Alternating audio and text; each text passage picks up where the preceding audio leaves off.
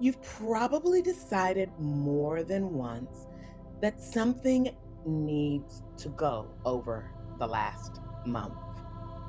And maybe you've made a decision and named it and planned around it. And yet, it's still there. Still costing you energy.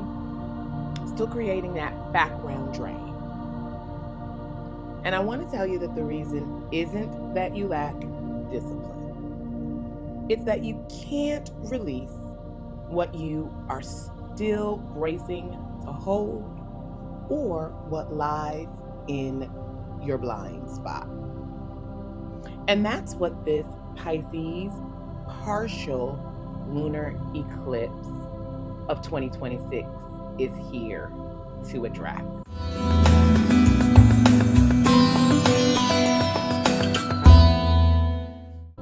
Greetings, wise one, and welcome back to the 8th House Wisdom channel and the Lunar Wisdom Formula podcast for the full moon in Pisces.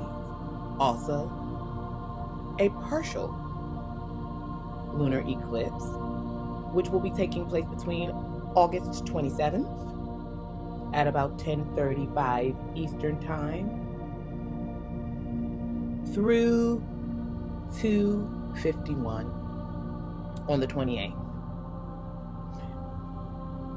This is the Sturgeon moon, known in native tribes for when the sturgeon begin to run at the end of summer. And this is an event that helps us to close an eclipse story that began almost 2 years ago to the date.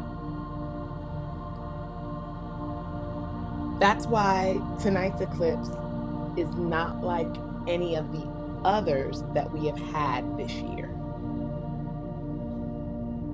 In relation to the partial eclipse, this one has 96.2% coverage. That means it's one of the deepest partial eclipses that we have experienced in years. In addition to closing out the story that began on September 17th of 2024. This is also our entry into the ebb phase of the feminine energy cycle, the back half, the more passive, integrative, and rest-heavy portion, which means our energy and the assignment has changed signs. So stay tuned so we can talk more about what that means for you, why it matters for the next 2 weeks, and how to release, finish the cycle, and get a proper glimpse of your blind spot so you can let it all go.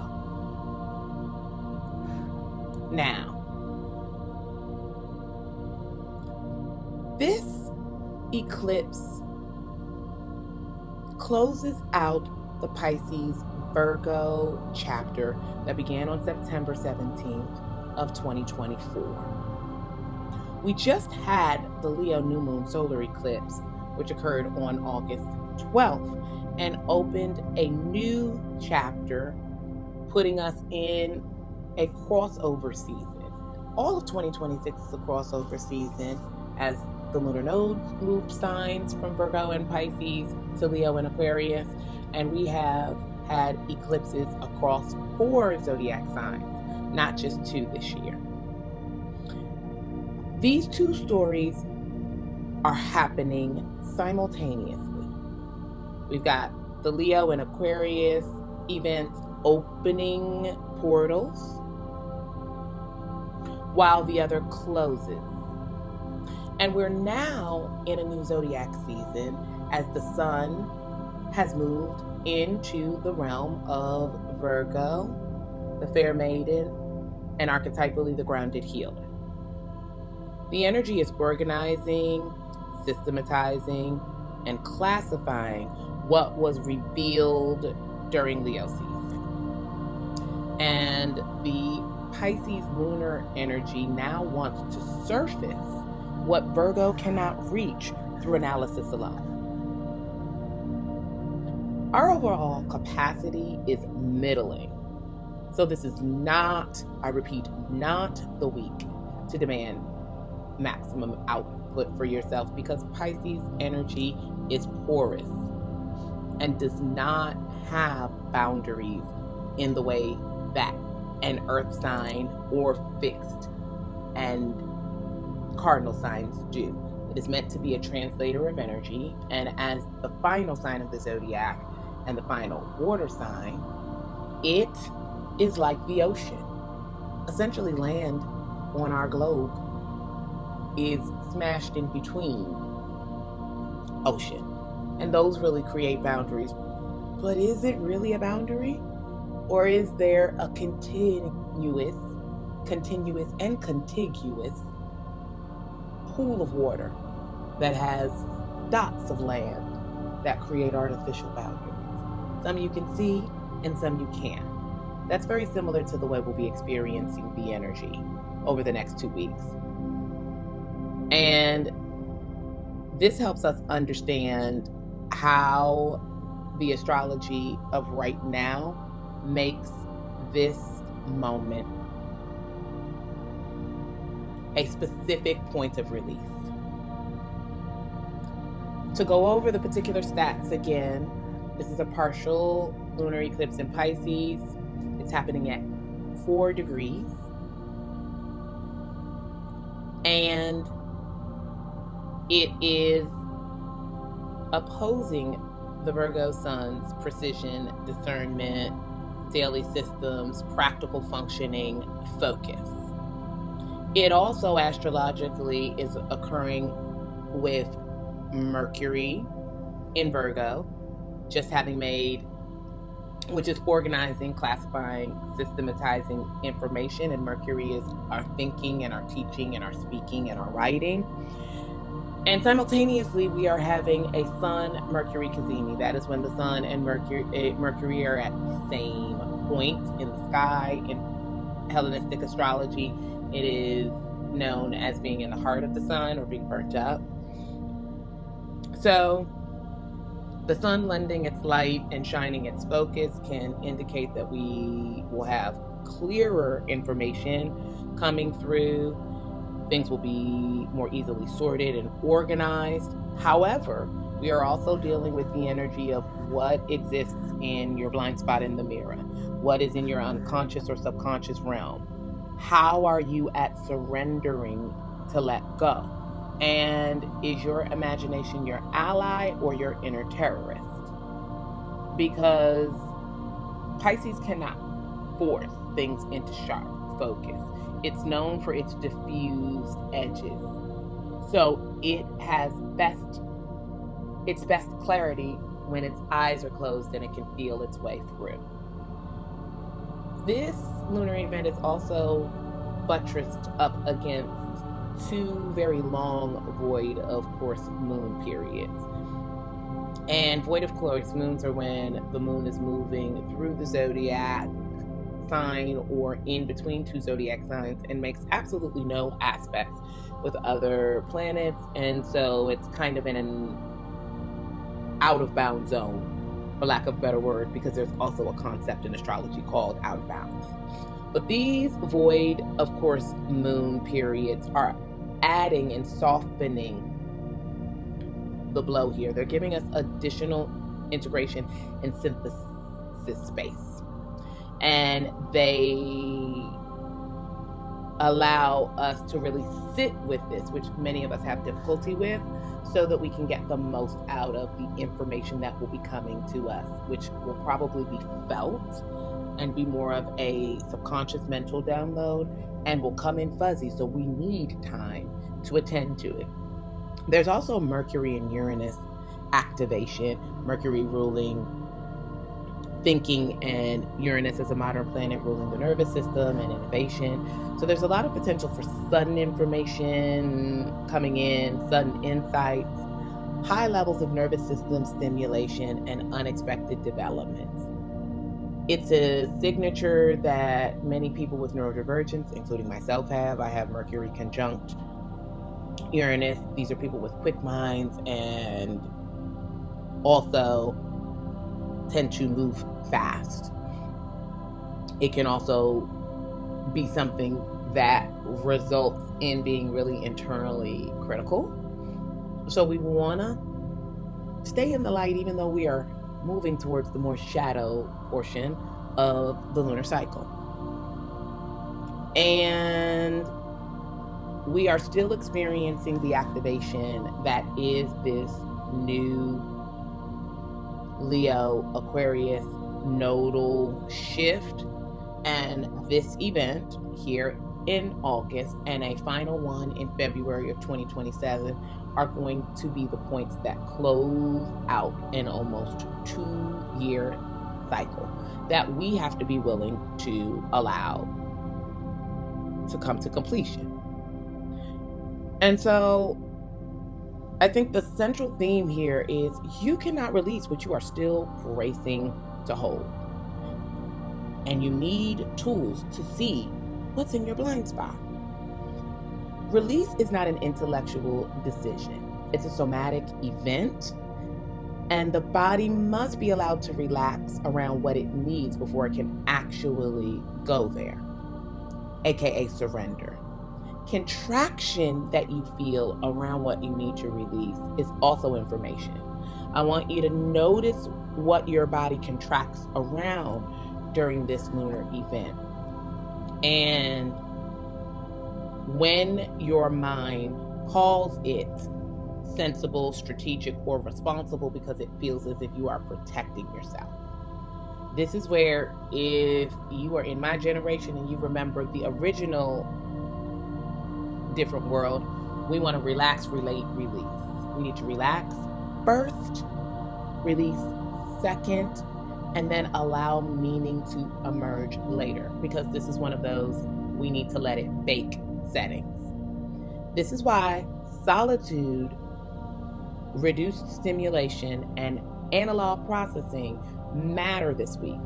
Not as much as indulgences, but they are prerequisites for the body's release mechanisms to function. It's important to know that Pisces is the blind spot of the zodiac, and we're in 12th house territory. What lives there is usually unconscious material, what's hidden, imaginations, dreams, the fudgy edges of information, and the eclipse is amplifying this. So what you couldn't see before is now surfacing. This information may not arrive with clean edges. Again, vague feelings that something is off, unusual dreams, a persistent sense of completion without a clear object. And the instruction is not to force clarity. The instruction is to create enough space to perceive. Revelation and decision making are separate stages, and you are not required to know what to do with what surfaces tonight.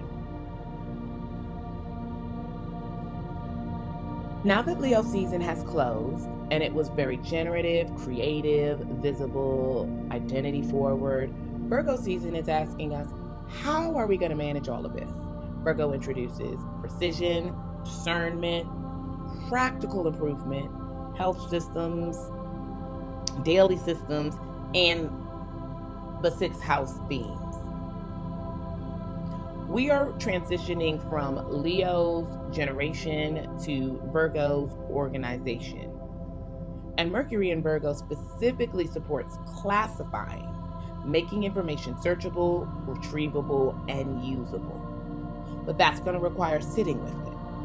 And the practical question Virgo is asking is, what has been created that can be supportive or supported by the way I live and work every day? This makes Virgo season particularly important for examining not just what you want to accomplish, but the systems that exist underneath that accomplishment. And as we think about the juxtaposition of the energy that Virgo brings, which is detail and discernment and analysis, contrasting the energy of Pisces, which is the whole, in a diffused view, your imagination, the collective unconscious. It begins to set up a frame for us for understanding the energetic currents and dynamics that are in play. And when it comes to your own chart, you need to look at the area of your chart ruled by Virgo and Pisces to see where this primary point of access and or points of demonstration will be in your life. Each house has a particular theme and a blend of the themes of the zodiac sign as well as the house themes show up to give you the qualities of time and the qualities of energy in that area of your life, which help you decode and work with the Lunar Wisdom Formula. The biggest point when it comes to working with the new and full moon is that we are shifting from the flow phase, or the 2-week active phase as the light of the moon is growing, to the ebb phase where shadow will be growing for the next 14 days until we get back to a new moon cycle. This flow phase began on August 12th with the Leo total solar eclipse. And this Pisces partial lunar eclipse between August 27th and August 28th are a very potent transition into the ebb. Remember, because we've been in the midst of an eclipse portal, I do not recommend traditional intention setting. I definitely don't recommend crystal charging. However, I do recommend holding and utilizing aligned crystals to help absorb the extra energy that comes from an eclipse, because consider a lunar eclipse a full moon on steroids, the same way that a solar eclipse is a new moon on steroids.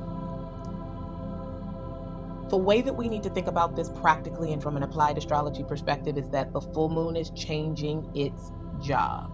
It's changing its job from creative generation and production externally to completing, releasing, and integrating after a highly visible and highly active 2 weeks. Remember that women are cyclical, that a woman's hormonal hierarchy suggests that she lives each season every month. And after 2 weeks of activity, which I refer to as spring moving into summer, we're at fall heading into winter, and there are different activities and different alignments that happen for each season. It's important for us to note that trying to keep accelerating after the cycle has peaked is gonna create unnecessary friction. It is the root of burnout. It is the root of your vicious inner critic wondering why you were so on just a minute ago and now you cannot do it. It's because the season changed, your energy changed jobs, but you weren't aware. And you're still using last week's plan for this week's energy. From the Lunar Wisdom Formula and our teachings, Once the seed has broken ground, you do not hover over it indefinitely. You water it and you send it good wishes, but you're not standing over it being like, I hope you grow, I hope you grow, I hope you grow, and demanding it. You have faith, you hit the touch points, and you provide an intensive amount of care in the first days and weeks until the plant breaks ground. Once it does that, you trust that the effort you put in early, or when you put the seed in the ground, worked. The seed broke ground, so you trust that the food and the resources and support that you provided worked. And now you are free to step all the way back and go to what would be a maintenance schedule, because you know that the plant and the seed have its job. They know what they're supposed to do, and it's going to run its own divine intelligence, expanding and doing what it needs to do, as long as it has the necessary supports available. And they don't require constant monitoring. They just require an acknowledgement of when it's time to do that and making it happen. So, I want to encourage you to stop trying to power assist what has reached its natural peak. And full moons are definitely peak. They're peak in hospitals, they're peak for police calls, they're peak for our energy. But in the days following the 27th and the 28th, more like the 29th and the 30th of August, when you begin to feel not as dialed in or see some of your energy waning, matching the light of the moon and the beginning of the waning cycle, know that the ebb is not failed flow. It is the necessary second half of the production cycle when it comes to feminine energy. And in that model, rest is revenue, because resting up during this period of time allows you to attack the new moon with full energy. And our next new moon, that which is in Virgo, will be the first time we can return to intention setting and more manifestation practices aligned with the Lunar Wisdom Formula in a month, because we will successfully be out of eclipse season. So practically, from an applied astrology perspective, I want you to do this. Pack this week really lightly. Assess your actual energy and capacity in your body. Not just what your calendar says that you should have, but how that sense of energy that you've assessed will turn into action, and how long you can keep that up. That's your capacity. And to complete what is already underway, because the full moon heading back down the roller coaster hill is giving you physical and physics-like assistance in completing. Now it's not a time to begin new initiatives if you can help it.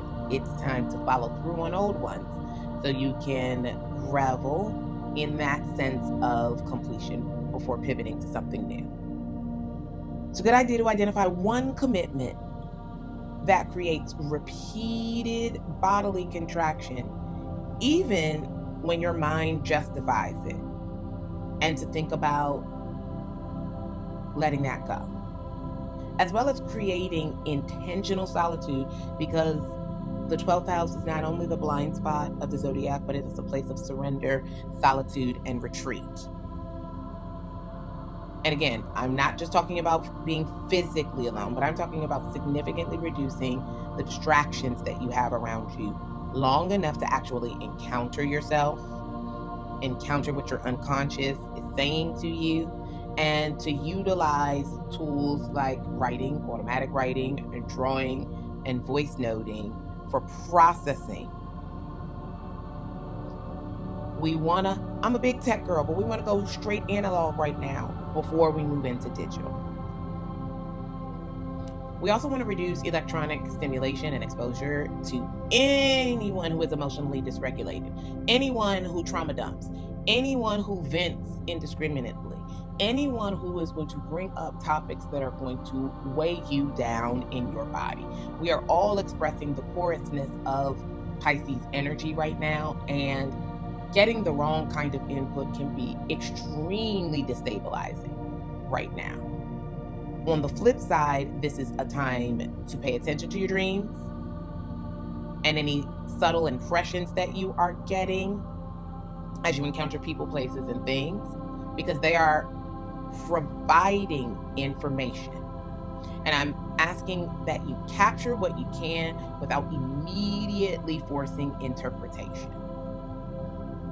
And that when you want to pull from the well, that you gently ask yourself, given your present state and available energy, what might this be communicating to me? And when it comes to taking action, same thing. Given my present state and available energy, what is reasonable to expect of myself? And I will tell you that anything that is reasonable does not start with should, because should is objective and should normally bases us in judgment. Whatever you're going to say on the other side of should is probably going to make you feel like shit. So as we think about that, I want to give you a few reflection questions to consider that will help you navigate the energy of this full moon eclipse and come out on the other side Friday, and the long void, of course, moon that we will have on Friday the 28th through Saturday the 29th. That will be our process corridor for a 2-year chapter closing event. Ask yourself, what has my body been contracting around that my mind continues to call sensible, strategic, or responsible? Recognize that those are tricks of your embodied inner critic and parent voice trying to manage you through suggesting that something is a good idea, it's smart, it's strong, it's this. But those are things that exist outside of your body. If you're having to talk to yourself like that in contraction, then you are trying to coerce yourself out of contraction and into and out of collapse by building a mental case of how objectively good this is. But the one thing that I know about feminine bodies is the bottom line for a woman feeling good is not the objective, it's the subjective and the internal. And another reflection question is, and if I stopped power assisting that thing and just trying to push through, who would I be? How would I feel in my body?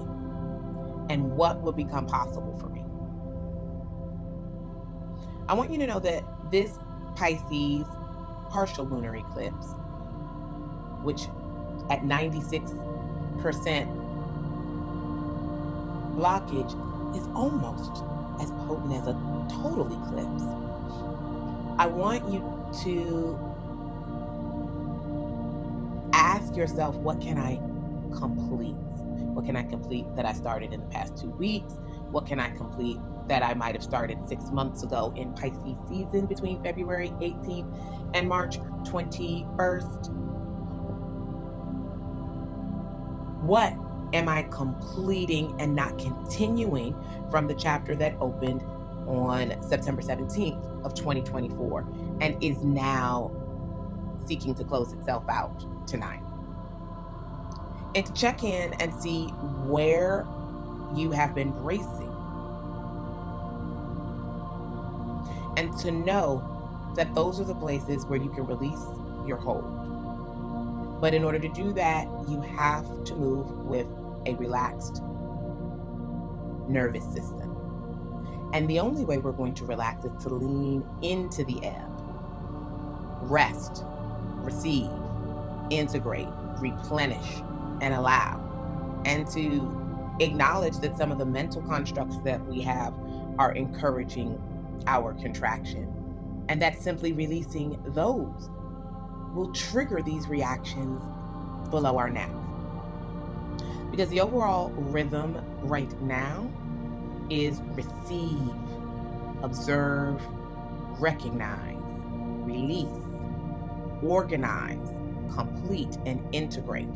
That is the perfect amalgam of Virgo's intellectual prowess and Pisces' unmatched sensitivity and awareness of everything in the field.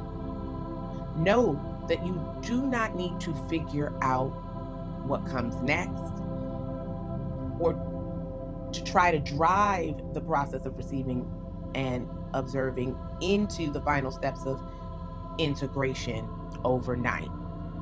You just need to get to the point of completion. We just need to let things finish. And as they do,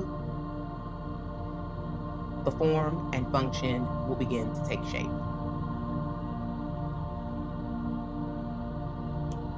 If you want to learn more about how to do that on a practical level, or about planning for success in your feminine energy, using the feminine energy cycle and embracing that which you feel yet can't always see, then join the free mini course, The Power of Lunar Cycles for Women's Success. The link is in the description below.